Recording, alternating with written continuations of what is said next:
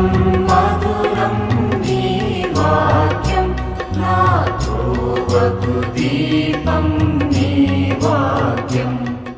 యేసునామంలో మీకు శుభములు సమృద్ధిగా కలుగునుగాక. మధురం నీ వాక్యం అనే కార్యక్రమానికి స్వాగతం. ఈరోజు మనం దేవుడు నాటిన నీతి వృక్షములు అనే అంశం 21వ భాగం ధ్యానించుకుందామండి. ఎపిసోడ్ 21. మధురం మధురం నీ వాక్యం నా త్రోవకు దీపం నీ వాక్యం. ఈరోజు కూడా హెజ్కేల్ ప్రవక్త గురించి 25వ అధ్యాయం నుంచి 48 వరకు 25 to 48 చాప్టర్స్ అండి. అయితే కొంచెమే అందువల్ల దీనికి హెజ్కేల్ ప్రవక్త 2వ భాగం బ్రాకెట్లో 2 అని ఉంటుందండి. అయితే ఇందులో సాతానుని గురించి కూడా మరి దేవుడు హెజ్కేల్ ప్రవక్తకి బయలుపరిస్తే రాస్తాడండి 28వ అధ్యాయంలో. అలాగే 38వ అధ్యాయంలో బాబిలోనియాలో ఉన్న హెజ్కేల్కి అంత్య దినాల్లో రష్యాకి ఏం జరుగుతుంది అని రాస్తాడండి. 38వ అధ్యాయంలో రష్యాని గురించి రాస్తాడండి. మాగోగు అధిపతి అయిన గోగు అని. మాగోగు అంటే రష్యా అనమాట. సో రష్యా అంటే అక్కడ రోష్ అని ఉంటుంది. తర్వాత మాస్కో, మెషక్, తూబాల్ అనమాట. తర్వాత ఏం జరుగుతుంది రష్యా అధిపతికి గోగుకి అని ఉంటుందండి. అయితే ఇది అంత్య దినాల గురించి అన్నమాట ప్రవచనం. సో ఇప్పుడు మనం 28వ అధ్యాయం చూద్దామండి. తూరు రాజు పొగరు, తూరు రాజు పతనము అని ఉంటుందన్నమాట ఇక్కడ. అంటే సైతాన్ గురించినటువంటి ప్రవచనాలు అన్నమాట. అయితే సాతాన్ గురించి యెషయా కూడా రాస్తాడండి. యెషయా 14లో 11 నుంచి మీరు చదవచ్చు. తర్వాత రెవల్యూషన్ ప్రకటన గ్రంథంలో 12:7 అనమాట. ముందు యెషయా 14, ఆ తర్వాత హెజ్కేల్ 28, రెవల్యూషన్ 3 అనమాట. అక్కడ యెషయా ఏమంటున్నాడంటే 14:12 సైతాన్తో అంటున్నాడు అనమాట. మిలమిల మెరయు వేగుచుక్కు అయిన నీవు ఎలా కూలిపోయావు? ఒకప్పుడు దేవుని సన్నిధిలో ఉండేవాడు కదా. అందగాడు దేవుడు నీ కొరకే మణులు మాణిక్యాలు సృజించారంట. దేవుని సన్నిధిలో ఉండే 7 ముఖ్య దూతల్లో ఒక ముఖ్యమైన దూత ఆర్కేంజిల్స్ అంటారు. ఆర్కేంజిల్ మైకెల్ మనకి రక్షణ అన్నమాట. సైతాన్తో పోరాటం చేస్తాడు. మనం ఇప్పుడు దర్శన గ్రంథం ప్రకటన 12:7లో చూస్తామన్నమాట. ఇంకా గాబ్రియేల్ ఏంటి అంటే మనకి గుడ్ న్యూస్ తీసుకొస్తాడు, శుభవర్తమానం. దేవుని యొక్క దూతలుగా మనం కూడా శుభవర్తమానాన్ని తీసుకొని రావాలన్నమాట. రఫాయేలు ప్రయాణంలో తోడుగా ఉంటాడు, స్వస్థతను తీసుకొని వస్తాడు. తోబిత్ గ్రంథంలో చూస్తామన్నమాట. అయితే ఈ లూసిఫర్ ఏంటంటే దేవుని స్తుతించడం. తేజో నక్షత్రం లూసిఫర్, ఒరిజినల్గా హీబ్రూలో అయితే లూసిఫర్ అనమాట. తేజో నక్షత్రం మిలమిల మెరయు వేగు చుక్కవైన నీవు ఎట్లా కూలిపోయావు? దేవుని కంటే పైన నా సింహాసనాన్ని, తారలకి పైన నా సింహాసనాన్ని అధిష్ఠించుకొని అక్కడ నేను ఉంటా అనుకున్నావు. దేవుడు మనల్ని సృజిస్తే ఎంత గర్వం అంటే దేవుని సింహాసనం కంటే పైన సింహాసనం వేసుకుంటాను అని అంత గర్వం వచ్చిందనమాట. నువ్వు హృదయంలో గర్వించావు. ఇక్కడ హెజ్కేల్ ఏమంటాడంటే you were proud in your heart. గర్వము ఇక్కడ మొదలవుతుందండి. ఇలా మొదలైంది సైతాన్కి అనమాట. నువ్వు హృదయంలో గర్వించావు. ఏమని గర్వించావు? అందరికంటే తెలివైన వాడు, దానియేలు కంటే తెలివైన వాడని నువ్వు అనుకున్నావు కదా. ఇక్కడ 28లో 3వ వచనంలో చెప్తున్నారనమాట. దానియేలు కంటే తెలివైన వాడు అని అనుకుంటున్నావా నువ్వు? ఇంకా నీ సౌందర్యాన్ని చూసి నీకు తల తిరిగిపోయిందంట. తెలుసా, సైతాన్ రాజ్యంలో అందాన్ని మనం చూస్తాం కదా. వాళ్ళ అందం దేనికంటే దయ్యాల్ని అట్రాక్ట్ చేస్తుందండి. దేవుని రాజ్యంలో అందము దేవుణ్ణి అట్రాక్ట్ చేస్తుంది, పరిశుద్ధాత్మని. మరియ తల్లి పరిశుద్ధమైన అందం, పరిశుద్ధ మాత పరిశుద్ధాత్మని పొందుతారు. పరిశుద్ధమైన అందం, అంతరంగంలో అందం, బయట కాదు. ఇది శరీరం అన్నమాట. అలా కొంతమంది సైతాన్ రాజ్యంలో ఉన్న వాళ్ళందరినీ నేను చెప్పట్లేదండి. నీవు అందగాడనని గర్వించావు, తెలివైన వాడనని గర్వించావో, ఆ తెలివితో వ్యాపారం చేసి చాలా డబ్బు రావడం వల్ల నీ సంపాదనను చూసి నువ్వు గర్వించావు కనుక నువ్వు అక్కడి నుంచి పడిపోయావు. ఎప్పుడైతే గర్వం వస్తుందో అప్పుడు పరలోకంలో యుద్ధం జరుగుతుందంట. ఎవరెవరికి? అతిదూత మిఖాయేలుకి ఈ తేజో నక్షత్రానికి అన్నమాట. అప్పుడు ఆ యుద్ధంలో మరి మిఖాయేలు అతని దూతలు వీళ్ళంతా మిఖాయేలు క్రింద ఉన్న దూతలు యుద్ధం చేసేవాళ్ళు అన్నమాట. హెవెన్లీ ఆర్మీ, యుద్ధం చేసే ఆర్మీ, వీళ్ళు స్తుతించేవాళ్ళు అన్నమాట. అయితే ఈయన అతిదూత మిఖాయేలు ఆయన దూతలు ఈ లూసిఫర్ ఆయన గ్రూప్లో ఉన్న ఆ దూతల్ని వాళ్ళతో పోరాడి వాళ్ళని కిందకి పడేస్తే ఎప్పుడైతే దేవుని సన్నిధిలోంచి పడిపోయాడో అప్పటి నుంచి అతని పేరు సాతాను, సర్పము అని పిలువబడుతున్నాడు, పిశాచము అని. ఆయన క్రింద 3వ వంతు దూతలు ఉన్నారనమాట. వాళ్ళు కూడా పడద్రోయబడ్డారు. వాళ్ళని పిశాచులు అని పిలుస్తున్నారు. ఎక్కడి నుంచి వచ్చారు అని అనుకుంటారు కదా. పరలోకం నుంచి పడద్రోయబడితే వాళ్ళు ఇప్పుడు ఎక్కడున్నారంటే మధ్యాకాశంలో ఉన్నారు. ఎఫెసీ 6:10 పౌలు చెప్తాడు, మనం పోరాటం చేసేది మనుషులతో కాదు, ఆకాశ మండలంలో ఉన్న ప్రధానులు, అధికారులు, దురాత్మల సమూహాలు. ప్రధానులు అంటే ఒక్కొక్క దేశానికి మనకి ఎట్లా ప్రధానమంత్రి ఉంటారో సైతాన్ కూడా ఒక్కొక్క దేశానికి ఒక ప్రధానమంత్రిని అపాయింట్ చేస్తాడనమాట. అది ఆకాశ మండలంలో దురాత్మల సమూహాలు. దేవుని వాక్యం లేని వాళ్ళ హృదయంలోకి అవి వెళ్తాయన్నమాట. ఈ లోక సంబంధమైన పాప సంబంధమైన కోరికలు కూడా కలగజేస్తుంటాయి. వ్యభిచరించాలి, త్రాగాలి, చంపాలి, ఆక్రమించుకోవాలి, దుష్టత్వం చేయాలి, అలా రకరకాల పిశాచులు అన్నమాట. సో ఇప్పుడు అవి అక్కడున్నాయి, మనం భూమి మీద ఉన్నాం. అక్కడి నుంచి మన హృదయంలోనికి రావాలి అని ఎలా గర్వంతో పడిపోయాడో మనలో కూడా ఆ గర్వాన్ని ప్రవేశపెట్టి మనల్ని కూడా నరకానికి తీసుకెళ్ళాలి అని వాడి మిషన్ అన్నమాట. మనం తెలుసుకోవాలి. దేవుని మిషన్ పరిశుద్ధాత్మ ఏంటంటే మనల్ని ప్రతిరోజు యేసుక్రీస్తు రూపంలోనికి మార్చాలి అని అన్నమాట.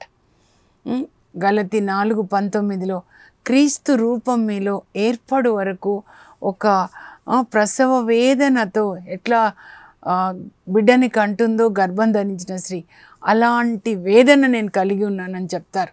మన విషయంలో దేవుని చిత్తం కూడా రోమా 8:29 పౌలు రాస్తాడు, మనమంతా తన కుమారుని సారూప్యాన్ని కలిగి ఉండాలని, మానవుడు మమ్మల్ని పోలి మాలాగా ఉండాలని. అది దేవుని చిత్తం అయితే సాతాను మానవుడు మమ్మల్ని పోలి మాలాగా ఉండాలని అటువైపు పనిచేస్తున్నాడు. ఇటు దేవుని రాజ్యం. మీరు ఎటు ఉంటారనేది చాయిస్. దేవుడు ఎప్పుడు ఎవరిని బలవంత పెట్టరండి. అదనమాట ఇక్కడ ఉంటుంది.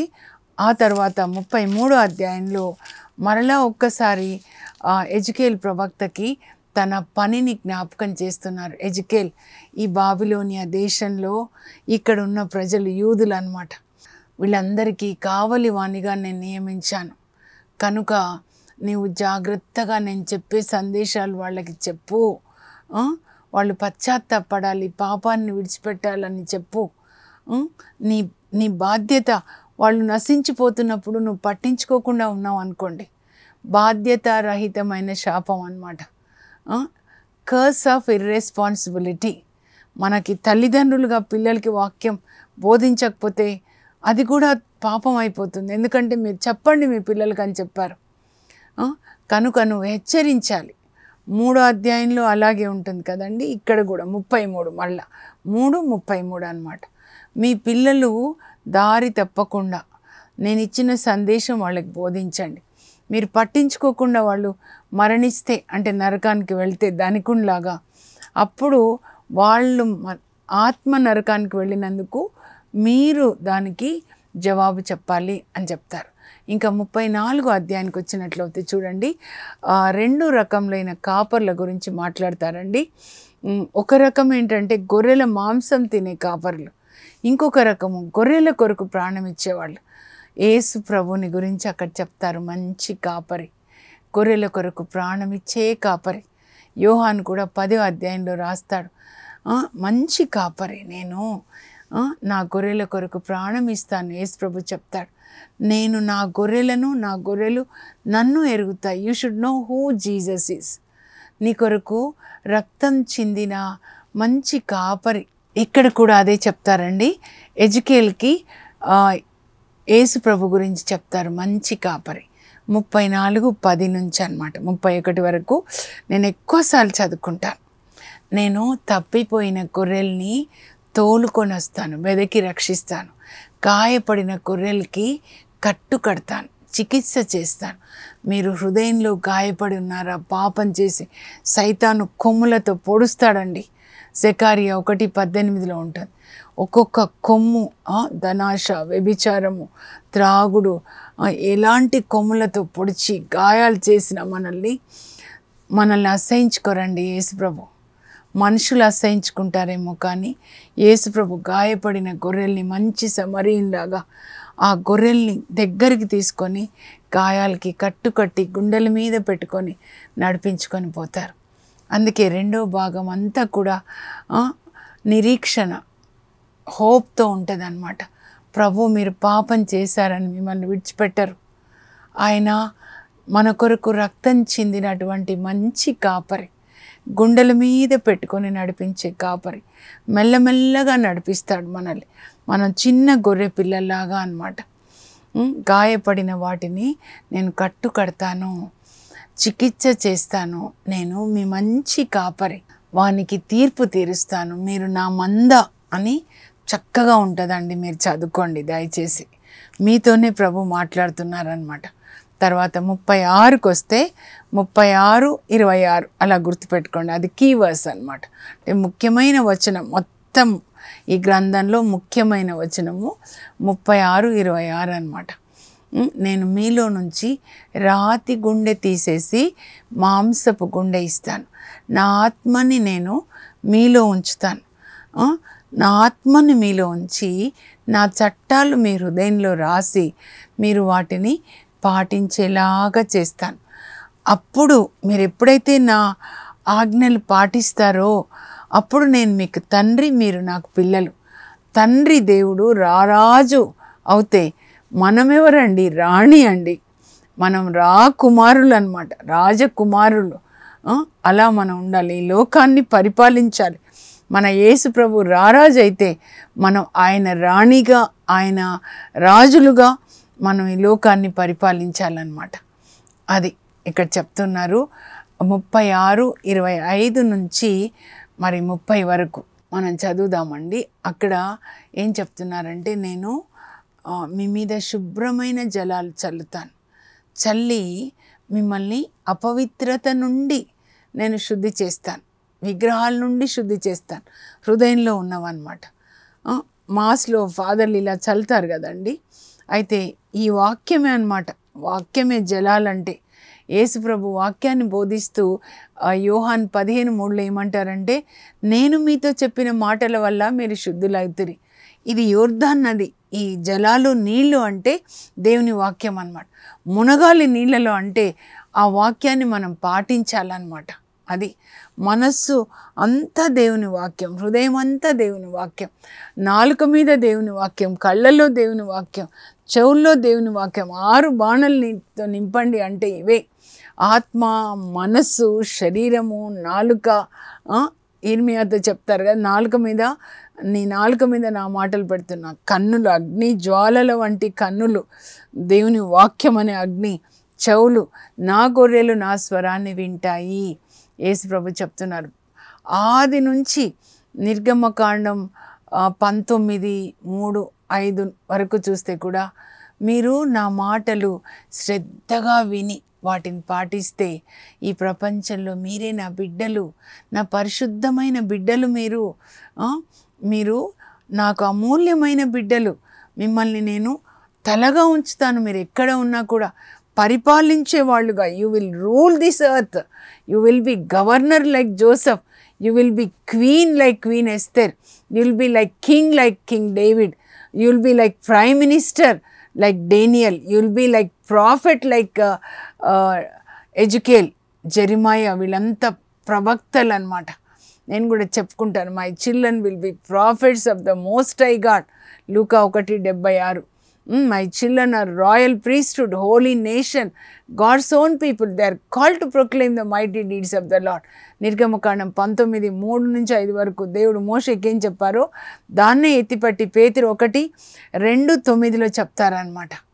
You are royal priesthood, you are holy unto God. మీ తల మీద దేవుడు మీకు ఒక తలపాగాన్ని పెట్టాడు. Holy unto God, you are royal priesthood, you don't belong to this world, we belong to heaven, we are the ambassadors of God, we are ruling this earth on behalf of God, our daddy. అదే అనమాట ఎజెకియెల్ 36:25-30 వరకు కదా. అంత మలినం నేను మీ నుంచి తొలగిస్తాను. పరిశుద్ధాత్మ యేసు రక్తంలో మనల్ని శుద్ధి చేస్తాడు, మన పాపం అంతా కడిగేస్తాడు, దేవుని వాక్యంతో మనల్ని శుద్ధి చేస్తారు. యేసు ప్రభుని పొడిచినప్పుడు ఒకవైపు రక్తం, ఒకవైపు నీరు వచ్చాయి కదండి. యేసు రక్తం మనల్ని ప్రతి పాపం నుంచి కడిగేస్తుంది. యోహాను 1:7 చెప్పబడింది. పరిశుద్ధాత్మ ఒక చేత్తో యేసు రక్తం తీసుకొని ఒక చేత్తో దేవుని వాక్యం మనల్ని శుద్ధి చేస్తూ ఉంటాడు. అందుకే ఆయన పేరు పరిశుద్ధ ఆత్మ. మనకు శాంతినొసగు దేవుడు యేసుక్రీస్తు వచ్చినాటికి మన ప్రాణాత్మ శరీరంలో పరిశుద్ధపరుస్తాడంట. మనలో ఉన్న పరిశుద్ధాత్మ రోజు మనల్ని శుద్ధి చేసి పరిశుద్ధుడైన యేసు ప్రభు పెళ్లి కొడుకులాగా వస్తుంటే, పరిశుద్ధుడైన పెళ్లి కొడుక్కి పరిశుద్ధమైన పెళ్లి కూతురుగా మనల్ని తీసుకెళ్ళి ఆయనకి మేఘాల్లో సమర్పిస్తారు. అప్పుడు యేసు ప్రభు మనల్ని పెళ్లి చేసుకుంటారు. అందుకే గొర్రెపిల్ల విందునకు పిలువబడిన వాళ్ళు ధన్యులు. ఆ విందు ఎక్కడ అవుతుందంటే మధ్యాకాశంలో. ప్రకటన గ్రంథం 19:5 నుంచి మీరు చదవండి. ఆ విందులో పాల్గొనాలన్నమాట. అక్కడి నుంచి యేసు ప్రభుతో పాటు వచ్చి భూమిని పరిపాలిస్తాము. ఆ తర్వాత ఆయనతో పాటే పరలోకానికి వెళ్ళిపోతాం. నూతన యెరూషలేము అన్నమాట. ప్రకటన గ్రంథం చివరి అధ్యాయంలో ఉంటుంది అన్నమాట. సో ఇది నా ఆత్మని మీలో ఉంచుతాను. పరిశుద్ధాత్మ మన ఆత్మలోనికి వెళ్ళినప్పుడు, పరిశుద్ధాత్మ మన ఆత్మ కలుసుకున్నప్పుడు పుట్టే బిడ్డలే ఆత్మఫలాలు. ప్రేమ, ఆనందం, శాంతి, సంతోషం, సహనం, ఆత్మ నిగ్రహం, సెల్ఫ్ కంట్రోల్. ఈ లోకంలో దేన్ని చూసినా శోధించబడం. మనం చూస్తాం రేపు దానియేలు రోజు మాంసం పెట్టినా కూడా తినడండి.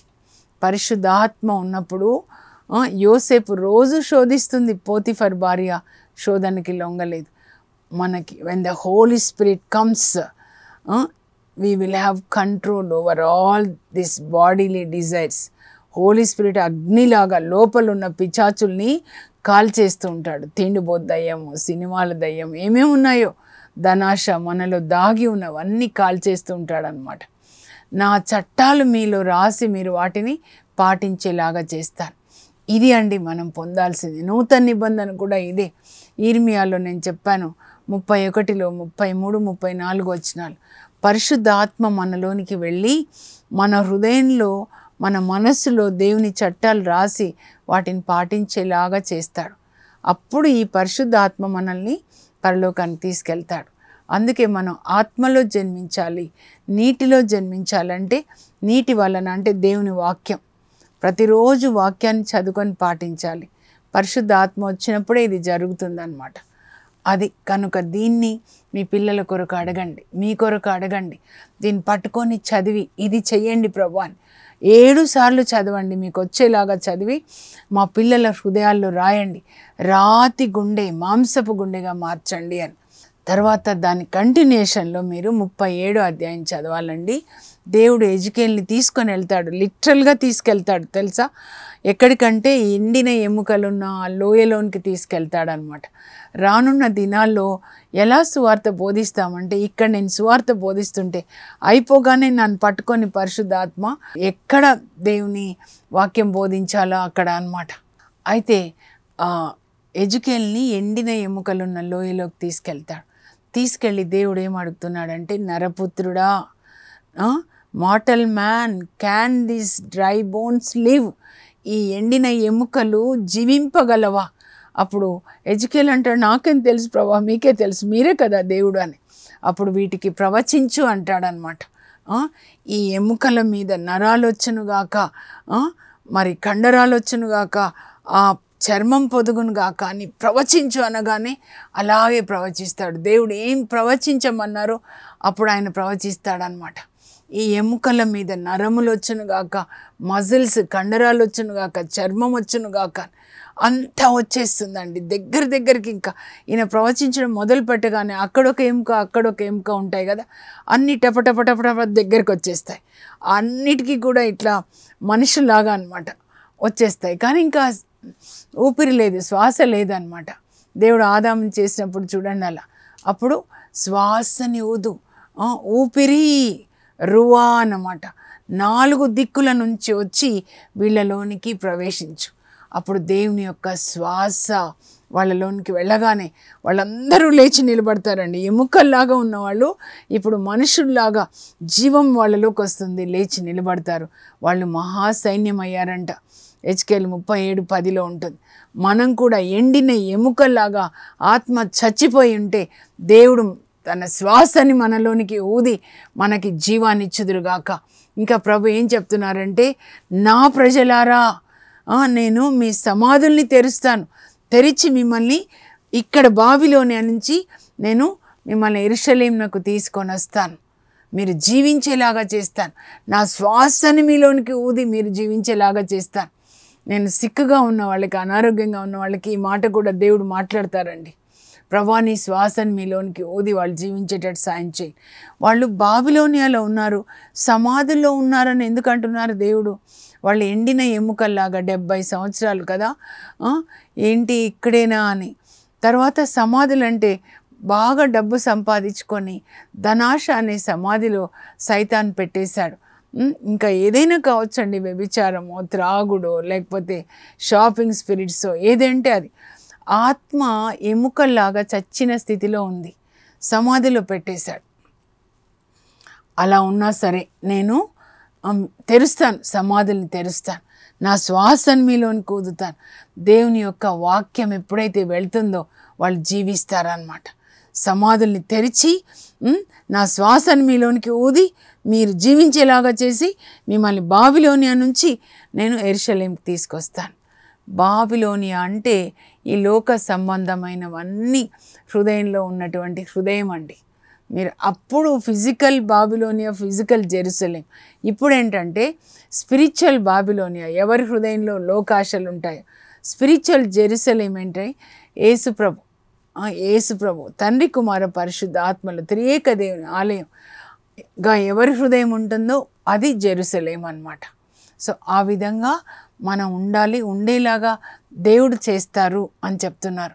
అందుకే it's a book of hope అన్నమాట. Restoration, future glory. దేవుడు 9-10 అధ్యాయాల్లో దేవాలయం నుంచి వెళ్ళిపోతున్నాడని మీరు మెల్లగా చదివితే, కానీ ఇక్కడ మళ్ళా దేవాలయంలోనికి ఆయన వస్తున్నాడు. 47వ అధ్యాయం మీరు చదవాలండి. అక్కడ దేవాలయం క్రింది భాగం నుంచి నీళ్ళు వస్తూ ఉన్నాయంట. దేవాలయం ఎవరు? మన హృదయమే దేవాలయం. ఇక్కడి నుంచి నీరు వస్తుంది. దేవుని యొక్క వాక్యం, దేవుని యొక్క స్వస్థత మన చేతుల్లో నుంచి మనలోంచి ప్రవహించాలని. అందుకొరకు దేవుడు మనల్ని సృజించుకున్నారు, ఎన్నుకున్నారు, వేరుపరిచారు యేసుప్రభులాగా ఉండడానికి. ఆ నీరు ప్రవహిస్తుంది. ఎంతవరకు అంటే ఆ నీళ్ళు అలా వస్తున్నప్పుడు ఎజెకియెల్ని దేవుడు చెప్తారు, నువ్వు ఈ నది దాటు అని. అప్పుడు పాదాల వరకు వచ్చాయంట, ఆయన పాదాల వరకు ఆ నీళ్ళు. ఇంకా లోపలికి తీసుకెళ్తుంటే అప్పుడు మోకాళ్ళ వరకు వచ్చేసాయంట.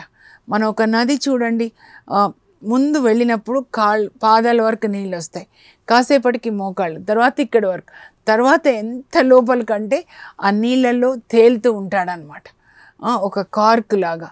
అప్పుడు ఆ నది ఎక్కడికి ప్రవహిస్తే 2 వైపులా చెట్లు వర్ధిల్లుతూ ఉన్నాయంట, పచ్చగా ఉంటున్నాయి.